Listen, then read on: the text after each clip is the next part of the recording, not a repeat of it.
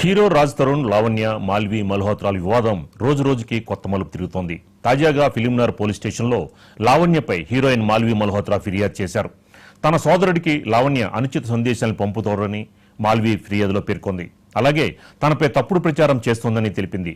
మల్హోత్రా ఫిర్యాదు మేరకు ఫిలింనగర్ పోలీసులు కేసు నమోదు చేసుకుని దర్యాప్తు చేస్తున్నారు.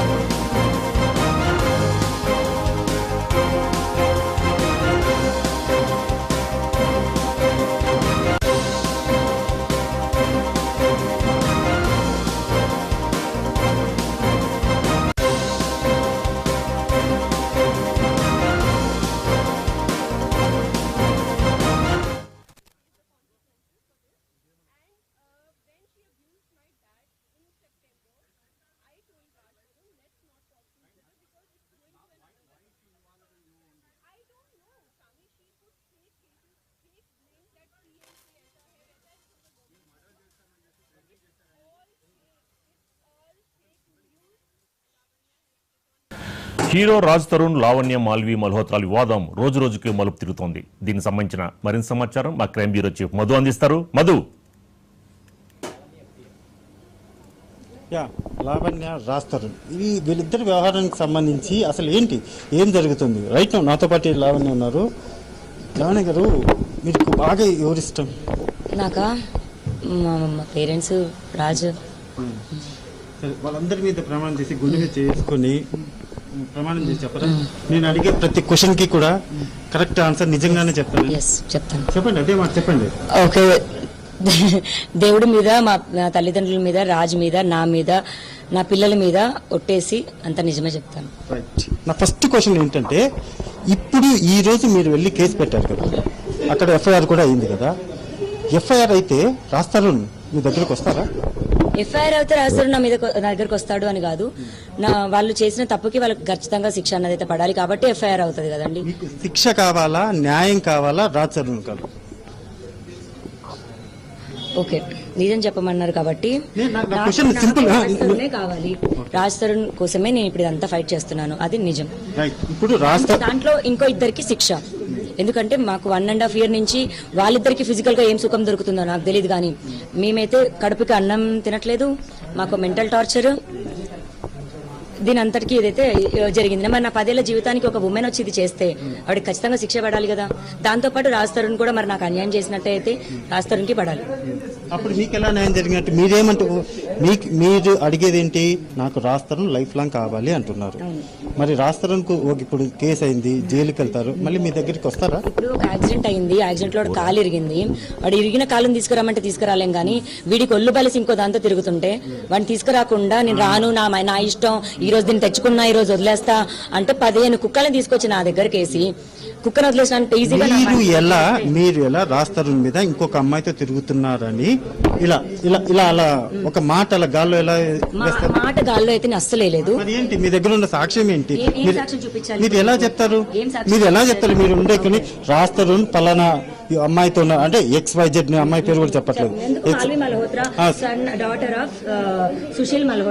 రైట్, ఓకే, మీరు చెప్పింది ఓకే అనుకున్నా. ఎలా చెప్తారు? మీరు వెళ్ళారా? మీరు వెళ్ళేమన్నా లోపలికి చూసారా? నేను 1 year నుంచి జరుగుతుంది ఇది. 1 year నుంచి కూడా నేను రావాలి చేయాలి అనుకోలేదు. మహా అయితే ఇంకా సరే నా ఏడుపు నేను ఏడ్చుకుంటూ ఉందాంలే అనుకున్నాను. సినిమా అయిపోతే వెళ్ళిపోతేమో దాని దారిన అది అనుకున్నాను.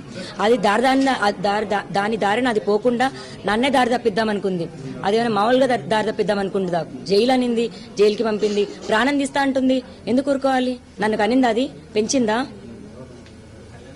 తనే ఫోన్ చేసి చంపేస్తాను అన్నదా? తను ఏం ఫోన్ చేయలేదండి, నేనే చేశాను, నేనే చేస్తాను. తను ఎందుకు చేస్తుంది?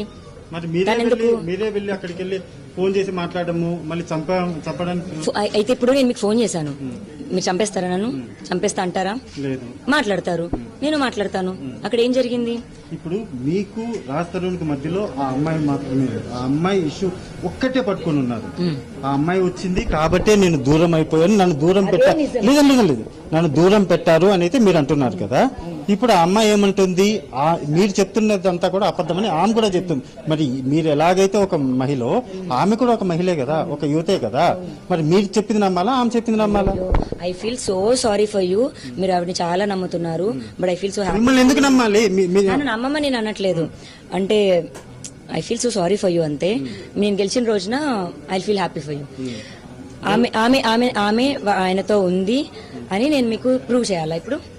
ఓకే, ప్రూవ్ చేస్తాను. ప్రూవ్ చేస్తే ఏం చేస్తారు? అప్పుడు నిజమైన జనాలు కూడా నమ్ముతారు కదా. ఇన్ని రోజుల పాటు మీరు మీడియా ముందుకు వస్తారు, వాళ్ళిద్దరి మధ్య ఎఫ్ఐఆర్ ఉందంటారు. ఆ ఎఫ్ఐఆర్ లో వచ్చేసి మధ్యలో వచ్చేసి ఆ అమ్మాయి వచ్చింది అందుకే నన్ను దూరం పెట్టానంటూ. ఎందుకండి లావణ్య గారు? ఎలా ఎలా ఎలా ఎలా ఇప్పుడు నేను ఆవిడతో కాల్ మాట్లాడాను, అవునా? ఆ కాల్ మాట్లాడిన దాంట్లో ఏముంది? ఏముంది చెప్పండి. విన్నారా లేదా? ఏముంది మీరు చెప్పండి. మీకేం అర్థమైంది అందులో? మీకేం అర్థమైంది? సింపుల్ గా ఆమె మీ లైఫ్ లోకి వచ్చి మీ లైఫ్ ని ఖరాబ్ చేసింది అనేది టోటల్ గా అర్థమవుతుంది. మరి అర్థమవుతుంది కదా ఎందుకు ఖరాబ్ చేసింది అంటే. ఏ ఉద్దేశంలో ఖరాబ్ చేసింది? ఆమె ఏమంటుంది? నీ ఖరాబ్ చేయలేదు, ఖరాబ్ చేశానని ఫీల్ అయ్యి. ఇప్పుడు సినిమాలో ఒక క్యారెక్టర్ ఉంది, ఆ సినిమా కోల్పోయాను నేను, ఆమె వల్ల నాకు సినిమా అవకాశం పోయింది అంటే సరే పోనీ, ఒక అవకాశం కాకపోతే ఇంకో అవకాశం అనుకోవచ్చు. ఆమె తీసుకుంది నా లైఫ్ ని, నా భర్తని. నేను అతనే అనుకొని ఇన్ని సంవత్సరాలు నమ్మి ఉంటున్న నా స్థానాన్ని, నా పొజిషన్ ఎలా తీసుకుంటది? పొజిషన్ ఎలా కావాలంటది? పోనీ ఆ పొజిషన్ నే తీసేద్దామని ఎలా అనుకుంటది? అది నా బాధ. ఇన్సైడ్ ఒకటి ఉంటుంది లావణ్య గారు, ఇన్సైడ్ ఏదో ఉంది లోపల. మీరు ఆ ఇన్సైడ్ ఉన్నదాన్ని బయటికి మాత్రం చెప్పట్లేదు. ఆ ఇన్సైడ్ ఏదో ఇదంతా జరుగుతున్నది ఎవరికి ఆనందాన్ని ఇవ్వదండి. 100% అందులో చెప్తున్నది ఆనందమా సంతోషం ఇవన్నీ కాదు. ఇన్సైడ్ లోపల ఒక లావణ్య ఉంటారు. సో లావణ్య పై కనిపించే లావణ్య ఒకరు, ఇన్సైడ్ ఇంకొక లావణ్య ఉంటారు. ఆ లావణ్యకి అన్ని నిజాలు తెలుసు ప్రతిదీ. సో అదే విధంగా రాజతరుణ్కు ఇన్సైడ్ కూడా ఒకరు ఉంటారు, ఆయనకు తెలుసు. అదేవిధంగా మల్హోత్రా కూడా ఇన్సైడ్ ఒకటి ఉండొచ్చు. అయితే మీ దగ్గర మీ మనసు లోపల ఏం కావాలని కోరుకుంటున్నారు? ఒక నిమిషం, ఏం కావాలని కోరుకుంటున్నారు? Number 1 question. నెంబర్ 2, మీరు ఇలా కేసు పెడితే రాస్తారు మీ దగ్గరికి వస్తారా? నెంబర్ 2. నెంబర్ 3 ఇంకో చాలా కీలకమైన క్వశ్చన్. ఇవన్నీ కూడా జరిగిన తర్వాత ఎన్ని సంవత్సరాలకు మీకు న్యాయం జరుగుతుంది కేసు ద్వారా వెళ్తే? ఎన్ని సంవత్సరాలు వెళ్తుందా, 2 సంవత్సరాలు వెళ్తుందా అన్నది నా చేతుల్లో ఏముంటదండి. ఇప్పుడు నేను 10 ఏళ్ల తర్వాత వచ్చాను బయటికి, అది మీరు అర్థం చేసుకోవాలి. కేసు పెడితే జరుగుతుందంటే మరి ఇంకెట్ వెళ్ళను.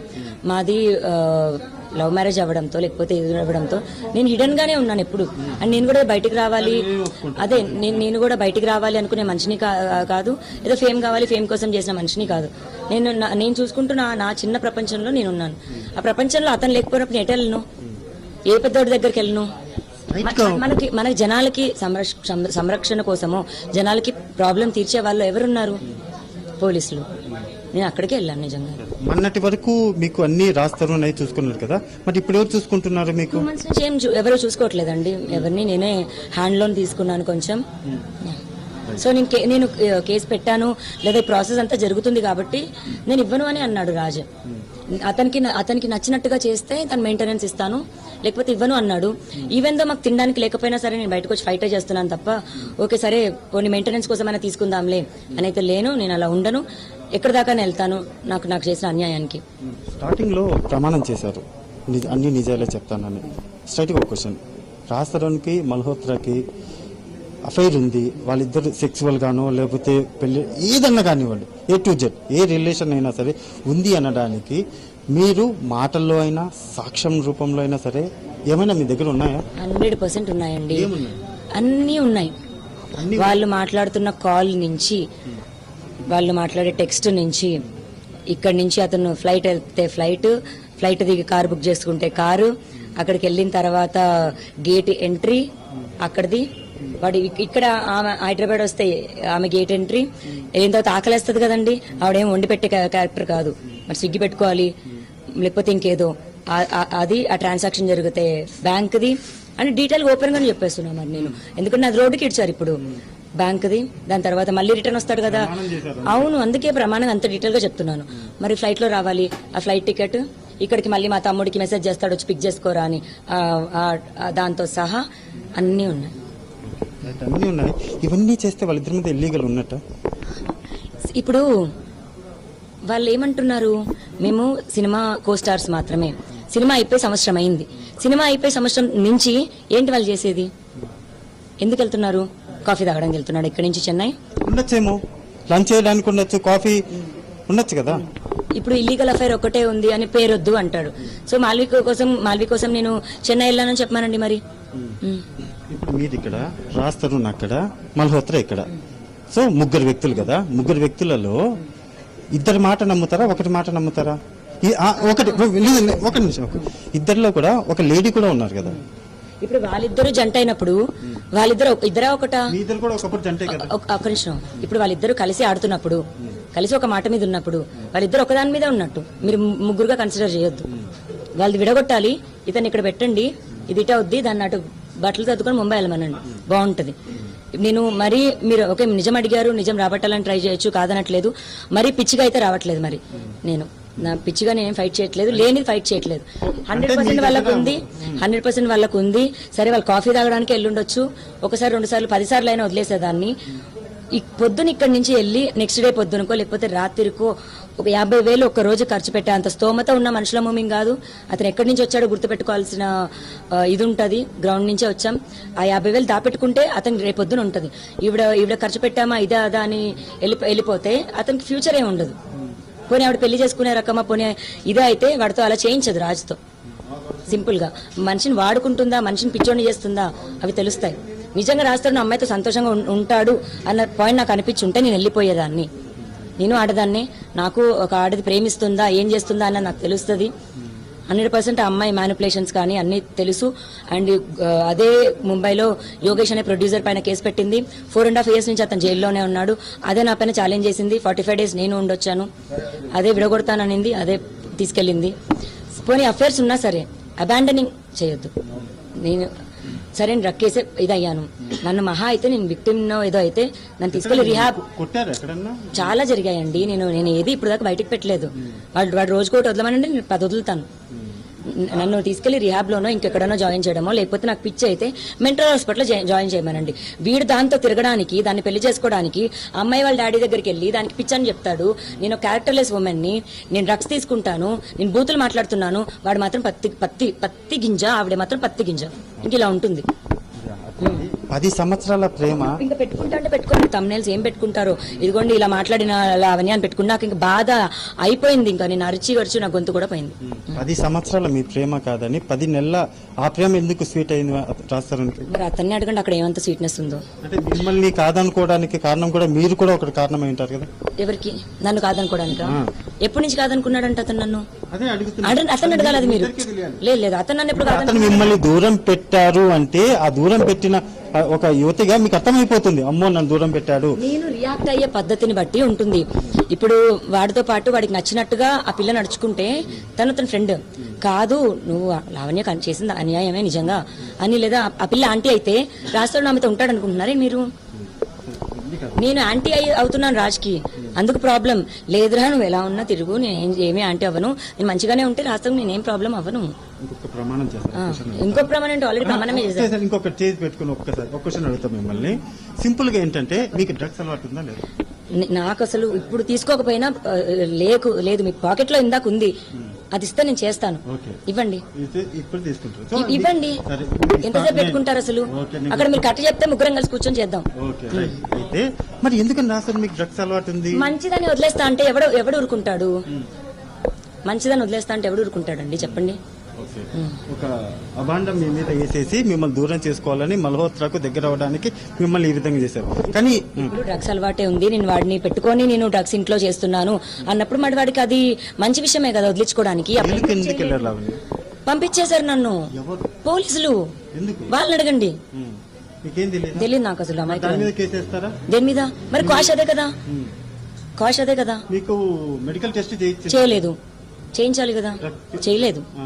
సో ఒక ప్రీ ప్లాన్ గా మేము అవును, ప్రీ ప్లాన్డ్ గానే రాస్తారని ఆడియో రికార్డ్ ఎందుకు చేశాడు? అది కాల్ రికార్డింగ్ కాదండి. ఇప్పుడు నాకుతో గొడవ పడుతున్నాడు, నాకు బ్లడ్ అంతా కారిపోయి అవుతుంది. నేను మస్తానికి ఫోన్ చేసి ఇక్కడ ఫోన్ మాట్లాడుతున్నాను, అది కూడా స్పీకర్. ఇప్పుడు నేను ఏదో పర్సనల్ గా మాట్లాడుకోవడం కూడా కాదు, నేను స్పీకర్ ఆన్ చేసి మాట్లాడుతున్నాను, ఎందుకంటే మొత్తం తడిసిపోయి ఉందన్నమాట. అది అతను ఫోన్లో జేబులో పెట్టుకొని రికార్డ్ చేసి అది ఇప్పుడు ఇవాళ బయటకి ఇచ్చాడంటే ఎందుకు, దేనికోసం? ఏంటి ఆడియో మాట్లాడేటప్పుడు అంత లౌడ్ గా మాట్లాడారు? ఒక నిమిషం, అంత లౌడ్ గా మాట్లాడారు. ఇంట్లో నుంచి వెళ్ళిపోమన్నాడు. ఏంట్రా నీకు పొగరు, నీ ధైర్యం ఏంటి, నువ్వు హీరో అయితే ఏంటి, బూతులు మాట్లాడండి డెఫినెట్ గా. ఎందుకు రావు, ఎవరికి రావండి కోపం వస్తే. రోడ్డు మీద బండి కార్లో వెళ్తున్నాము, బండి ఇట్లా వెళ్తున్నాడు, అరే కళ్ళు దొబ్బాయా అని ఈజీగా ఎవడో ఒకడు అంటాడు. అది మనకి బేసిక్ ఉండేది. మరి నేను హైపర్ ఉన్నాను, అండ్ ఆ రోజు ఆల్కహాల్ కూడా తీసుకున్నాను, అండ్ కోపంలో ఉన్నాను, అండ్ నన్ను రెచ్చగొట్టాడు. త్రీ డేస్ నుంచి రెచ్చగొట్టాడు. అది మళ్ళీ అక్కడ ఒక మగాన్ని పంపించు అని ఆ పదం ఎందుకు అంత వైరల్? మగాన్ని పంపించు అసలు అది మీరు క్లియర్ గా విని నన్ను అడగండి. మొత్తం ఎక్కడ బయటికి రాదు, అది మాత్రం వచ్చింది కాబట్టి అసలు ఆ పదం అన్ని సార్లు ఎందుకు అన్నా చెప్పండి. అదే అసలు దేని గురించి జరిగింది ముందు వెనక అర్జెంట్ గా పంపించు ఇక్కడికి ఆ పదం దేనికి అది ఎందుకు జరిగింది ఒకసారి అక్కడ మీకు భయంతో ఉన్నారు లేకపోతే మీకు హెల్ప్? ఒక్కసారి వినండి మీరు. విన్నాను. దేనికి జరిగింది? అప్పుడు మీ బ్రదర్ ని కూడా అక్కడ పిలిపించారు, ఆ స్పీకర్లు అంతా కూడా మాట్లాడారు. అసలు ఆ పదం అనేది చాలా ఎక్కువ వైరల్ అవుతుంది. అదే ఎందుకండి ఒకటే ఎందుకు వైరల్ అవుతుందండి? ఒకటే ఏముంది దేనికన్నా? దానికి సొల్యూషన్ ఏంటి అంటున్నారు. దేనికి సొల్యూషన్? చేసినోడిని అడగండి. అక్కడ వాళ్ళిద్దరు తిరుగుతున్న వాళ్ళని అడగండి. ఇప్పుడు మరి మస్తాన్తో నేను ఉండంటే మరి మస్తాన్ ఏడి? మరి మస్తాన్ తీసుకురండి ప్లీజ్. మస్తాన్ తీసుకొచ్చి నాకు పెళ్లి చేయండి. మరి వెటకారంగా ఇలాగే ఉంటుంది. అలాగా వెటకారంగా మాట్లాడినవి, అలా కొన్ని సాక్ష్యాలు చేసినవి, లేకపోతే కోపంలో తిట్టినవి తీసుకొచ్చి మళ్ళీ నా మీద రుద్ది ఇలా చెయ్యొద్దు. నేను ఆల్రెడీ మొత్తం డామేజ్డ్, ఇంటర్నల్ గా ఎక్స్టర్నల్ గా అయిపోయింది. మీకేం కావాలి? రాజ్ తరుణ్ కావాలి. లేకపోతే అతన్ని వచ్చి నిజం చెప్పమానండి. అతను ఇప్పుడు దాకా మాట్లాడిన దాంట్లో అతని మనసుకు తెలుసు కదా, ఇప్పుడు ఏవైతే మాట్లాడాడో నిజం చెప్పి వాళ్ళ అఫేర్ ఒప్పుకొని అవును మేము ఇదంతా చేసాం సంవత్సరం నుంచి అని చెప్పి నాకు సారీ చెప్పి వెళ్ళిపోమనండి. ఇప్పుడు మీరు ఇంత చేసింది అన్నారు కదా, రాస్తారు రాడు, ఇంకా మరి జైలుకైనా వెళ్తాడేమో, కానీ నీ దగ్గరికి రాడంటే మరి ఇన్ని మాటలు మీరు చెప్పినప్పుడు మరి ఇంకెవరితో ఫైట్ చేయను, ఏం చేయను, మరి ఇంకేం చేయనండి? చెప్పండి పోయి మీరు చెప్పండి. మరి ఇంకేం చేయను? మరి అతను నమ్ముకునే కదా వచ్చాను, అతను నమ్ముకునే కదా ఇంకేమీ చేయకుండా ఉన్నాను. అతను మానేమన్నాడు.